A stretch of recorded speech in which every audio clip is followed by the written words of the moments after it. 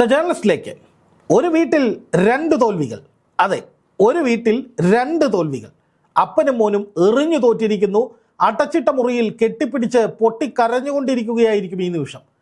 കാരണം കേരളത്തെ വർഗീയതയുടെ കൂത്തരങ്ങാക്കി മാറ്റി അന്യമത വിദ്വേഷം ക്രൈസ്തവർക്കിടയിൽ ആളിക്കത്തിച്ച് ഈ സമൂഹത്തിൽ എന്തുണ്ടായാലും അതിൽ മതം നോക്കി വർഗീയത നോക്കി ആളിക്കത്തിച്ച് ഈ സമൂഹത്തെ കുഴപ്പത്തിലാക്കാൻ ശ്രമിച്ച ഒരു വലിയ വർഗീയ വൃക്ഷം പൂഞ്ഞാറിലെ ജനങ്ങൾ കടയ്ക്കലെ വെട്ടി മറിച്ചിട്ടിരിക്കുകയാണ്. പി സി ജോർജിൻ്റെ തോൽവി കേരളം മുഴുവൻ ആഘോഷിക്കുന്നതായി മാറുന്നത് മറ്റൊന്നും കൊണ്ടല്ല. പി സി ജോർജിൻ്റെ മകനായിപ്പോയി എന്നതുകൊണ്ട് താൻ തോറ്റുപോയല്ലോ എന്ന് ഷോൺ ജോർജ് ഇനിയും ആവർത്തിച്ച് മനസ്സിലാക്കുകയും ചിന്തിക്കുകയും അപ്പനെ നിലയ്ക്ക് നിർത്തുകയും വേണമെന്നും പലരും ഇപ്പോൾ തന്നെ സോഷ്യൽ മീഡിയയിലൂടെ പറഞ്ഞു തുടങ്ങി. ഏതായാലും പി സി ജോർജിൻ്റെ വീടിന് മുന്നിൽ വലിയ ആഹ്ലാദ പ്രകടനങ്ങളാണ് നടന്നത്. അത് കണ്ട് തലകുനിച്ച് എന്നാൽ തനിക്കൊന്നും നഷ്ടപ്പെട്ടിട്ടില്ല എന്ന് വിഷമിക്കുന്ന ഹൃദയവുമായി വരുത്തി തീർക്കാൻ ശ്രമിക്കുന്ന പി സി ജോർജിൻ്റെ ദയനീയ കാഴ്ച അത് നമുക്കൊന്ന് കണ്ടിട്ട് വരാം.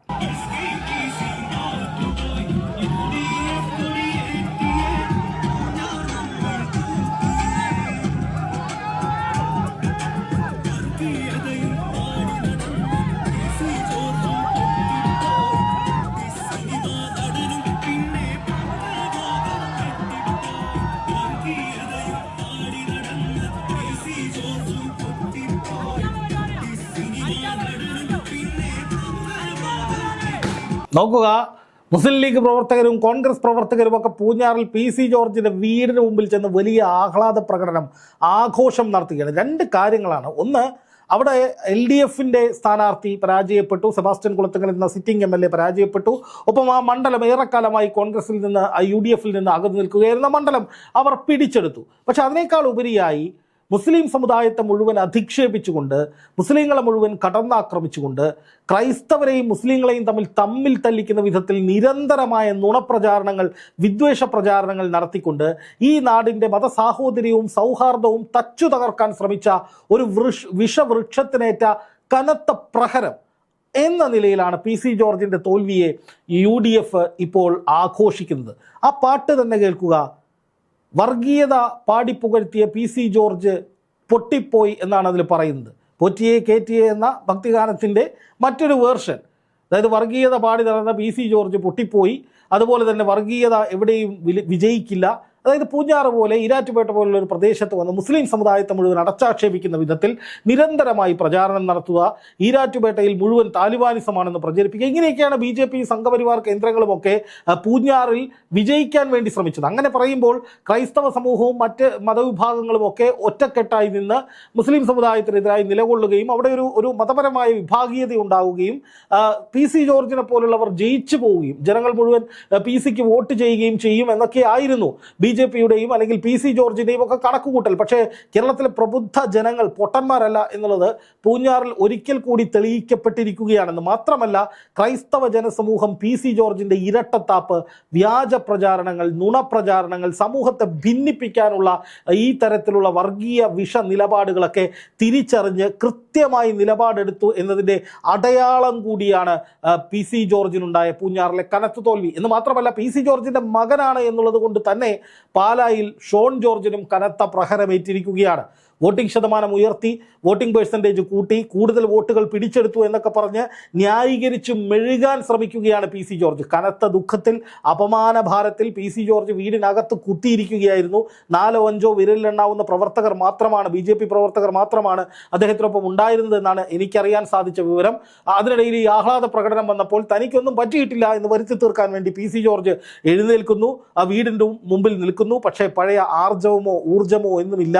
പറഞ്ഞ വർഗീയത മുഴുവൻ തിരിച്ചടിച്ചു എന്ന ഉത്തമമായ ബോധ്യം പി സി ജോർജിൻ്റെ ഇടനെഞ്ചിൽ എവിടെയെങ്കിലും ഉണ്ടാകും. എന്നിട്ടും നിസ്സഹായനായി തളർന്നു കുത്തി ഇങ്ങനെ ടാറ്റയൊക്കെ കൊടുത്ത് എനിക്കൊന്നും സംഭവിച്ചിട്ടില്ല എന്നൊക്കെ വരുത്തി തീർക്കാൻ പി സി ശ്രമിക്കുന്നത് നമുക്ക് ആ വീഡിയോയിൽ കാണാം. പക്ഷേ അതിനേക്കാൾ ദയനീയമാണ് അതിനുശേഷം പി സി നടത്തിയ ഒരു വാർത്താ സമ്മേളനം. അതിലേക്ക് വരാം. പക്ഷേ അതിനു മുമ്പ് ഒരു കാര്യം കൂടി പറയാനുള്ളത്, പി സി ജോർജ് കഴിഞ്ഞ മണിക്കൂറുകളിൽ ഒരു വെല്ലുവിളി നടത്തിയിരുന്നു. 30,000-ലധികം വോട്ടിൻ്റെയോ മറ്റോ ഭൂരിപക്ഷത്തിൽ താൻ ജയിച്ചില്ലെങ്കിൽ 1 കോടി രൂപ പന്തായം വെക്കാമെന്ന്. പി സി ജോർജ് ആരോടെങ്കിലും അങ്ങനെ ഒരു പന്തായം വെച്ചിട്ടുണ്ടെങ്കിൽ ആ 1 കോടി രൂപയും വെള്ളത്തിൽ പോയിട്ടുണ്ടാകും എന്നുള്ളത് മറ്റൊരു കാര്യമാണ്. എന്തായാലും അതിദയനീയമായി പി സി ജോർജ് മാധ്യമങ്ങളോട് പറഞ്ഞത് കൂടി കാണുമ്പോഴാണ് നമുക്ക് ഇതിൽ കുറച്ചുകൂടി ക്ലാരിറ്റി വരിക. അതും കൂടി ഒന്ന് കാണാം.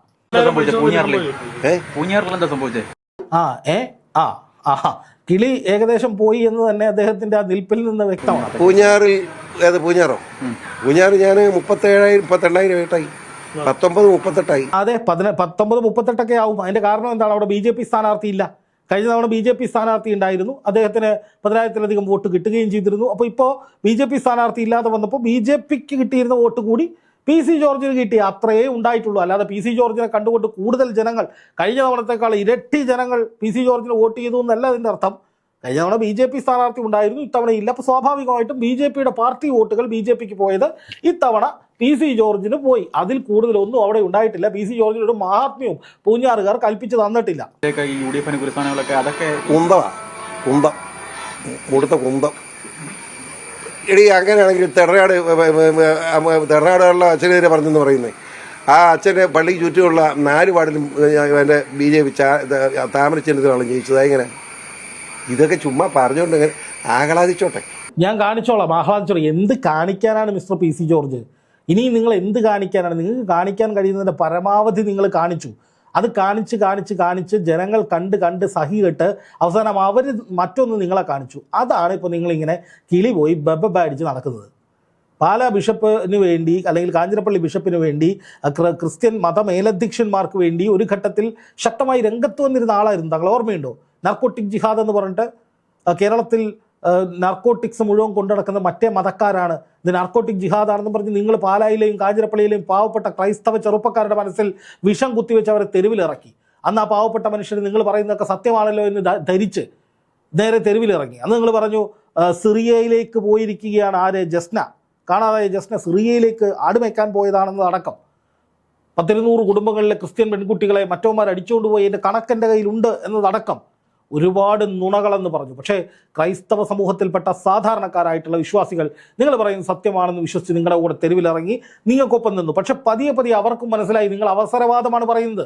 കാരണം 10 വർഷം മുമ്പ് ജോസഫ് മാഷിൻ്റെ കൈയല്ല തലയാണ് വെട്ടേണ്ടതെന്നൊരു അഭിമുഖത്തിൽ പറഞ്ഞ ആളാണ് നിങ്ങൾ.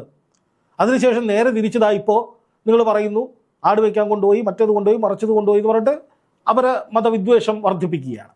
എപ്പോഴും നിങ്ങളുടെ പണി അതാണ്. എവിടെയെങ്കിലും നിന്ന് അപ്പുറത്തുള്ളവർ ചീത്ത വിളിക്കുക, മുട്ടനാടുകളെ തമ്മിലടിപ്പിക്കുക, ചോര ഓടിക്കുക. ഇതേ പണി ഇവിടെ നടക്കില്ല എന്നുള്ളത് ജനങ്ങൾ വ്യക്തമായി മനസ്സിലാക്കി തന്നു. അപ്പോൾ അച്ഛന്മാരെ ചീത്ത വിളിക്കാൻ പോവാണ്. FCRA നിയമത്തെക്കുറിച്ച് ചോദിക്കുമ്പോൾ അച്ഛന്മാരുടെ അടപ്പളകുമെന്ന രീതിയിൽ പറയുകയാണ്. ബിഷപ്പുമാരെ ചീത്ത വിളിക്കുകയാണ്. കുന്തമാണ് അത്ര, കുന്തം കാണിച്ചു തരാം. എന്താണ് എനിക്ക് മനസ്സിലാവുന്നില്ല.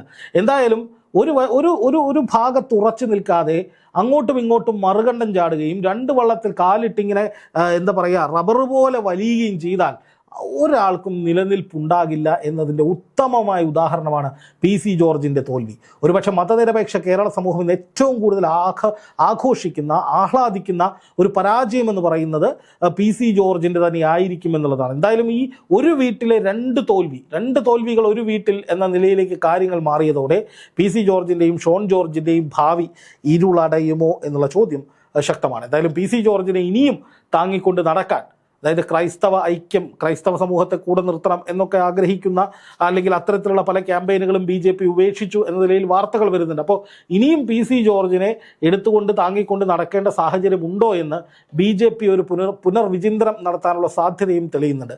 എന്തായാലും PC ജോർജിന് വലിയ പ്രതീക്ഷയോടുകൂടി മത്സരിച്ച ഈ തെരഞ്ഞെടുപ്പിൽ അതിദയനീയമായ പരാജയം തന്നെയാണ് ലഭിച്ചത്. അങ്ങനെ പൂഞ്ഞാർ ആശാനായി, ഒറ്റയാനായി, സ്വതന്ത്രനായി വിലസിക്കൊണ്ടിരുന്ന PC ജോർജ് BJP പാളയത്തിലെത്തി, സംഘപരിവാർ പാളയത്തിലെത്തിയ ശേഷം ഒന്നുമല്ലാതെ എടുക്കാച്ചിറക്കായി തളർന്നു കുത്തി വീഴുന്ന കാഴ്ച കേരളം കാണുകയാണ്.